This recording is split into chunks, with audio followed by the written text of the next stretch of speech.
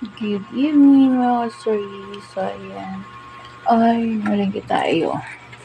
Konti lang yan mga pambata. So, ayan.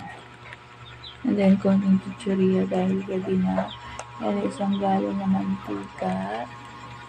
So, yan. Pag malapit tayo sa school, yung tindahan natin malapit sa school, so, hindi nawawala yung mga ganitong mga pang-akit sa mga bata. So, ayan. Ito meron surprise toys. Ayan. Mga pang 5 piso ang bentahan natin dyan.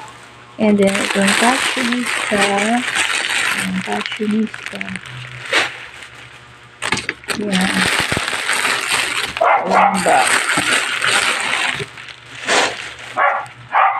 And then, yan. Tattoo sticker. Yan, tattoo sticker. Ito, whistle. Whistle. May pang ano naman whistle. Talong whistle. Ayan. Ang mga pang 5 piso yan mga kasali. And then, iyon. Ito bago na naman to. Sugar. Ay, nay. Sorgos sugar. And then, ito, Lover Rose. Ayan, Lover Rose. Pang 5 piso. Ayan, chewing gum. Giant chewing gum. And then, ito, ayan, mga bago. Grenade. Oh, wow, grenade. Ayan, mga candies. So, ayan. And then, ito.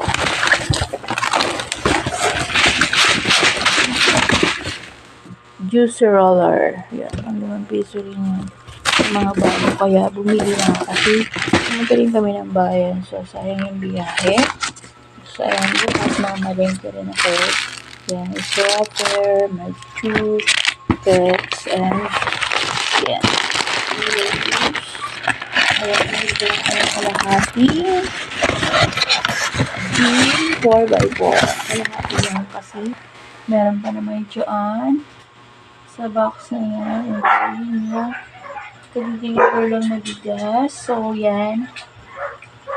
Magkano na ba yung isang sakong bigasin niya mga kasoy? Kasi dito is, ayan yung isang sako is 2.8 na yan. 2.8 yan. So, yan. Siyempre, adjust lagi tayo nag-adjust ng mga presyuhan. Gaya niyan, 780 yung kalahating box ng 4x4 gin. So, yan. Kumbaga yung puhunan niyan is 65. I think 65. So, yung benta ko dito is 75. So, yan. Mga kasari, konti lang na pamili ko. And then yung konting chichurya lang. Kasi, yung nga gabi na. So, kailangan natin magmadali. So, yan mga kasari. Update ko sa inyo mga pinamili ko ngayon. Konti lang siya. Pero, ayan, mahigit. Kulang 2.5 yan.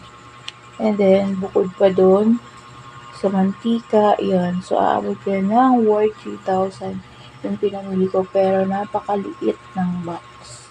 So, yan ang realidad ngayon dahil lahat na nagmamahal ang mga bilihin. So, yan. Ganyan yung bigas. So, biglang pagtaas. Sabi nun, kung si Marcos ang magiging presidente, magiging 20 na lang yung 1 kilo ng bigas. So, yan. Yung bindod nga is 26-25 na. Bigas pa kayang ganyan. So, yan mga sorry, update ko lang sa inyo yung mga nabili ko ngayong Friday. Today is January 9. So, ang bilis ng pag-usad ng araw ng buwan. So, ilang tulog na lang, Pebrero na naman. So, yan muna mga kasari.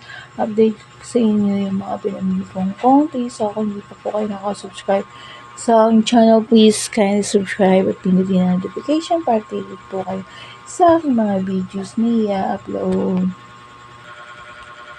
Salamat and happy selling. Ay, na muna natin yan. Yang ating mga pinamili. So, hanggang dito na muna mga kasaybayan. Good night. Bye-bye.